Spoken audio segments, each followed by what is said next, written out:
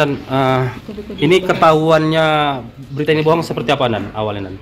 Jadi setelah dilakukan wawancara secara mendalam terhadap anak tersebut, jadi anak tersebut mengakui bahwa seluruh berita yang disampaikan itu adalah rekayasa atau bohong. Motifnya apa Nan?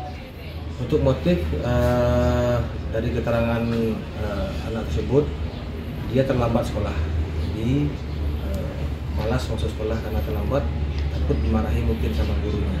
Pas hari itu Nan? Pas hari itu. Mungkin bisa diceritakan lagi kronologis awalnya seperti apa Nan sampai bisa terjadi penculikan bohong ini Nan? Jadi kami menerima laporan dari pihak sekolah bahwa ada terjadinya percobaan penculikan pada pukul 9.30 pagi. Saya sebagai orang tua dari Lawang Mutiara Ramadhani kelas 5 SD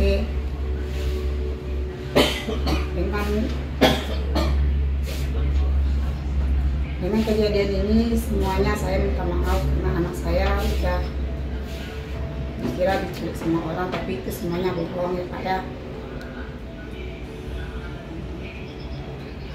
Jadi kalau ini